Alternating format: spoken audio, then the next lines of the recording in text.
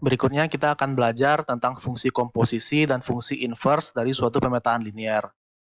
Jadi di sini misalkan kita punya dua buah pemetaan linear namanya T1 dan T2. T1 itu memetakan ruang vektor U ke ruang vektor V dan T2 memetakan ruang vektor V ke ruang vektor W. Nah, di sini fungsi komposisi T2 dengan T1 itu adalah suatu fungsi yang didefinisikan sebagai berikut. Jadi notasinya adalah T2 komposisi T1. Jadi yang lingkaran kecil ini bacanya komposisi. Nah, di sini T2 komposisi T1 itu adalah fungsi dari U ke W, yang mana aturannya adalah T2 komposisi T1 dari U itu adalah T2 dari T1U gitu. Jadi kalau kita lihat skemanya, jadi misalkan kita punya kita punya ruang vektor U, V, dan W. Nah, di sini kita punya vektor U pada U. Nah, kalau kita lihat U ini kan misalkan dia anggota domain di sini ya. Nah, U ini kan bisa dipetakan ke T1U, karena T1 itu memetakan dari ruang vektor U ke ruang vektor V kan. Jadi kita punya U dipetakan ke T1U, tapi T1U ini misalkan kalau kita sebut dia misalkan V gitu ya, V sama dengan T1U. Nah, dari T2 ini kan dia juga memetakan ruang vektor V ke ruang vektor W. Artinya T1U ini, vektor V ini kita bisa petakan dengan T2 menjadi T2V kan. Tapi V-nya adalah T1U, makanya dipetakan menjadi T2 dari T1U gitu. Nah, daripada kita langsung dua kali pemetaan, kita bisa memetakan U ini ke vektor, misalkan ini kasih nama vektor W, kita bisa langsung memetakan U ke vektor W itu dengan cara daripada dua kali, bisa dengan satu langkah aja, dengan cara menggunakan pemetaan T2 komposisi T1 gitu. Oke, jadi ya kira-kira skemanya seperti itu. Nah, di sini kita punya teorema, jadi di sini teoremanya adalah jika T1 dan T2 ini adalah dua buah pemetaan linear, maka fungsi komposisinya juga pemetaan linear. Ya, ini sebenarnya bukti rutin, jadi di sini saya tuliskan buktinya, tapi tidak akan terlalu dijelaskan. Tapi ya silahkan baca buktinya ya. Dan kalau misalkan ada langkah yang tidak dimengerti di sini, ya silahkan ditanyakan via grup WhatsApp. Tapi ya ini saya berikan di sini. Silahkan dibaca sendiri. Nah, sekarang mungkin saya mau langsung masuk ke contoh aja. Jadi di sini misalkan kita punya pemetaan T1 dan T2. T1 itu memetakan polinom P1 atau polinom berorde 1 ke polinom berorde 2, dan T2 itu memetakan polinom berorde 2 ke polinom berorde 1. Nah, dua-duanya ini pemetaan linear ya. Nah, dan T1 itu diberikan oleh, jadi T1 dari polinom P, jadi polinom P dipetakan dengan T1 menjadi X dikali polinom P itu sendiri. Jadi X kali P ya. Terus kalau yang T2 itu adalah pemetaan diferensial. Jadi polinom Q dipetakan ke diferensialnya gitu. Oke. Nah, di sini yang diminta adalah tentukan formula dari T2 komposisi T1 dan T1 komposisi T2. Terus ya setelah ditentukan itu ya dicari ini ya pemetaannya aja ya. Jadi tentukan T2 komposisi T1 dari polinom 2x-1, terus tentukan T1 komposisi T2 dari polinom x kuadrat min 1. Nah, jadi di sini coba kita kerjakan dulu yang T2 komposisi T1. Nah, di sini kan perhatikan T2 komposisi T1 itu kan berarti artinya mulainya dari T1 ya. Kan kalau dari ya mirip dengan ini ya. Jadi T2 T1 itu kan dari awalnya dari T1 terus berakhir di T2 gitu. Nah, T1 itu awalnya apa kalau pada soal ini? T1 itu kan awalnya P1, ya kan? Jadi kalau T1 awalnya P1, makanya di sini T1 itu awalnya dari P1. Tapi ujungnya adalah ujung P2. Jadi dia dari P1, kan kita punya P1, P2, P1 lagi. Jadi T1 itu dari P1 ke P2, terus T2 itu dari P2 ke P1. Artinya kalau mau dari P1 ke P1 langsung itu adalah T2 komposisi T1. Jadi ini cara bacanya adalah T1 yang pemetaannya T1 duluan gitu. Pemetaannya T1 duluan, baru pemetaannya T2 yang berikutnya. Jadi ini simbolnya agak terbalik ya. Tapi ini simbol yang natural. Ini artinya lakukan T1 dulu, kemudian T2. Ya, artinya T2 komposisi T1 itu adalah fungsi dari P1 ke P1, ya tinggal kita hitung aja. Jadi, secara umum, T2 komposisi T1 dari suatu polinom itu adalah ya T2 dari T1 polinomnya, T1PX. Nah, T1PX ini ya kan X dikali polinom itu sendiri kan. Jadi, ini sama aja dari T2 dari XPX gitu. Sementara T2 itu fungsi diferensial. Nah, ini diferensial dari fungsi perkalian. Ya, gunakan aturan diferensial yang di kalkulus. U kali V sama dengan U aksen V tambah V aksen U, di mana U-nya adalah X dan V-nya adalah PX. Nanti kita dapat hasil fungsinya adalah PX ditambah X dikali turunan P gitu. Jadi ini adalah fungsi komposisi T2 komposisi T1. Nah, sekarang kalau kita hitung T2 komposisi T1 dari 2X, ya kita bisa langsung gunakan formula ini sih. Jadi, ya ini jadi PX kita. Jadi ini fungsi P kita. Fungsi P kita, berarti ini rumusnya adalah P dikali X dikali P aksen. X P aksen kan. P-nya tadi 2X min 1. P aksennya ya turunan dari fungsi P ini adalah 2 dikali X. Jadi hasilnya adalah 4X min 1. Tinggal dijumlahkan. Nah, sekarang kita mau diminta juga untuk menentukan fungsi komposisi T1 komposisi T2. Nah, ini artinya T2, kita startnya dari T2. T2 itu kan P2 ke P1 kan, berarti kita punya P2 ke P1 melalui T2. Setelah itu baru gunakan T1. T1 itu dari P1 ke P2, jadi dari P1 ke P2 gitu. Jadi ini T1. Jadi kalau mau langsung P2 ke P2, itu adalah T1 komposisi T2. Karena ya T2-nya kita lakukan duluan kan. Jadi kalau yang lakukan duluan, tulis di bagian kanan ya. Setelah itu baru tulis T1. Jadi ini T1 komposisi T2. Jadi artinya fungsi komposisi T1 komposisi T2 ini adalah pemetaan dari P2 ke P2. Ya, kalau kita mau menghitung T1 komposisi T2, rumusnya seperti apa ya tinggal kita hitung sih. Jadi T1 komposisi T2 dari polinom P itu adalah T1 dari T2 dari P. T2 dari P itu adalah turunannya kan. Jadi T2 dari Q kan turunannya. Jadi ya ini fungsi turunan ya. Jadi T1 turunannya. Jadi di sini sementara ya ini jadi P kita yang baru. Nah, fungsi P1 itu kan mengalihkan dengan X. Jadi di sini ya tinggal kita kalikan dengan X. Jadi aturan dari T2 komposisi T1 adalah X dikali turunannya gitu. Nah, di sini kalau diminta menghitung T1 komposisi T2 dari fungsi X kuadrat, dari polinom X kuadrat min 1, kita bisa langsung menggunakan rumus ini. Jadi X ini, X yang di sini, ya gunakan rumus ini, jadi X-nya ya X yang ini, terus ya diturunkan, ini P kita kan, ya tinggal diturunkan, turunannya 2X, didapat 2X, terus ya tinggal dikalikan X, berarti dapatnya 2X kuadrat. Nah, itu fungsi komposisi.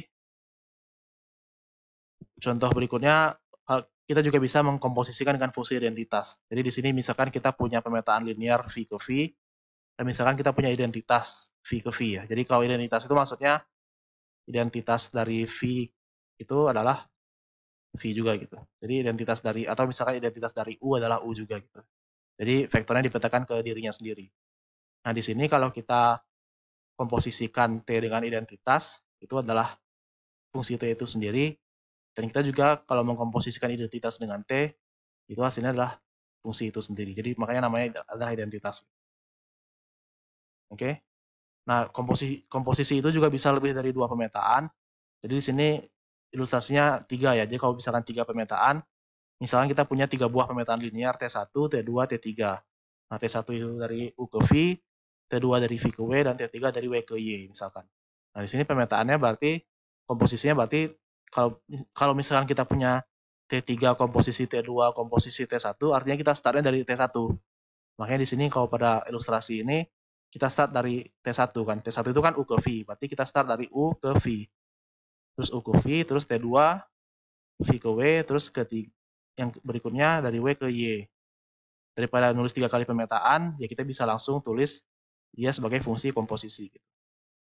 Ya notasinya sama, dan ini juga artinya sama ya. Pemetaan komposisi itu artinya lakukan T1 dulu, kemudian lakukan T2, kemudian lakukan T3. Dan teoremanya yang tadi juga sama, jadi fungsi komposisi ini juga merupakan pemetaan linear. Yang lebih lanjut sebenarnya nggak harus 3 ya, bisa lebih dari 3, fungsinya 4, 5, sampai N buah pun bisa, dan notasinya sama, jadi tidak ada masalah. Cuman ini hanya ilustrasinya aja, kalau ini hanya ilustrasi untuk komposisi lebih dari 2 pemetaan. Jadi untuk fungsi komposisi kira-kira seperti ini. Nah, berikutnya kita masuk ke fungsi inverse. Jadi definisi fungsi inverse itu adalah seperti berikut. Jadi pemetaan T dari V ke W itu disebut memiliki inverse jika terdapat pemetaan balikan. Balikannya adalah misalkan namanya T aksen ya. T aksen ini dari W ke V. Jadi kalau yang tadi yang V ke W, ya kita balik jadi W ke V. Sehingga komposisi T dan T aksen ini adalah menjadi identitas. Dan sini T aksen T juga menjadi identitas. Cuman di sini hati-hati ya, identitasnya punya siapa gitu. Nah, di sini identitasnya kalau T komposisi T aksen, ini kan artinya T aksen mulai duluan kan, karena T yang ditulis di kanan. Artinya kan pemetaannya dari W ke V, kemudian ke W lagi, artinya dari W ke W ya. Artinya ini kan sebenarnya pemetaannya dari W ke W, langsung begitu ya, tanpa melewati V. Nah, ini harus, artinya pemetaannya kalau dari W ke W, berarti dia T ini disebut memiliki inverse kalau T komposisi T aksen ini sebenarnya identitas, tapi punya W, karena memang pemetaannya dari W ke W. Dan juga, hati-hati ini, dan juga T aksen komposisi T itu adalah identitas V gitu. Identitas punya V. Kenapa identitas V? Karena pemetaannya dari V ke V gitu. Karena kan ini startnya dari T ya.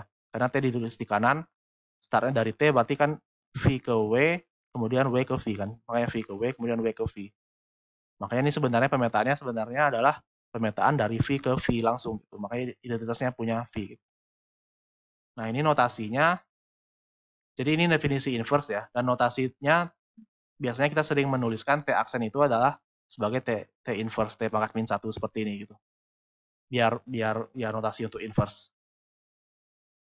Nah, di sini teoremanya adalah pemetaan linear ini memiliki inverse hanya jika T itu suatu isomorfisme. Ya, ini teoremanya tidak dibuktikan, tapi di sini artinya apa? Artinya T inverse ini ada jika fungsi T ini adalah fungsi yang satu-satu dan pada gitu. Jadi dimensi V harus sama dengan dimensi W. Itu catatannya sebenarnya. Artinya ya dia isomorfisme ya. Jadi kita bisa mengatakan bahwa kalau misalkan kita punya pemetaan linear T itu adalah suatu isomorfisme, artinya dia punya inverse. Dan sebaliknya, kalau pemetaan tersebut punya inverse, artinya pemetaan tersebut adalah suatu isomorfisme. Oke?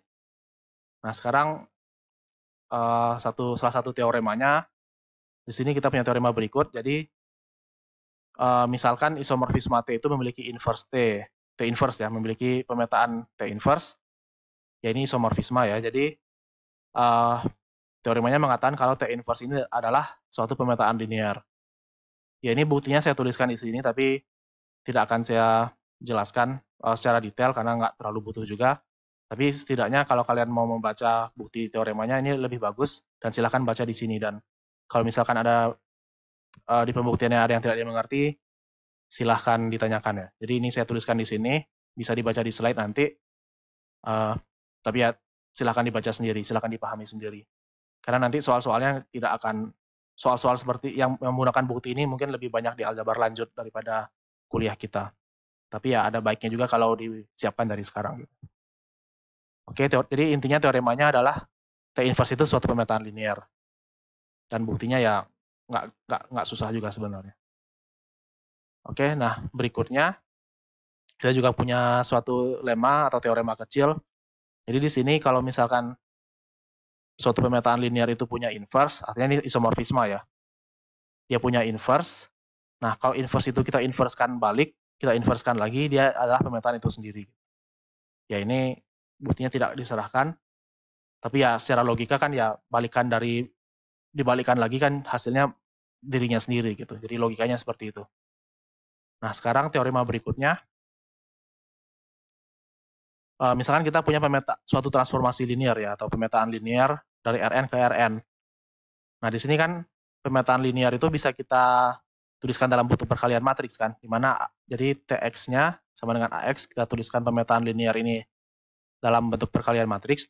Nah, di sini A ini adalah matriks transformasi untuk T kan. Tapi karena T-nya itu dari Rn ke Rn, pasti A-nya itu matriks persegi berukuran N kali N. Oke? Jadi ini data yang kita ketahui. Nah, teoremanya mengatakan bahwa jika matriks A ini adalah matriks yang invertible, artinya dia punya inverse, artinya T ini invertible juga, dan dia punya inverse. Dan inverse-nya itu diberikan, pemetaan inverse-nya diberikan sebagai berikut. Jadi, pemetaan inverse-nya adalah A inverse dikali X. Gitu. Oke?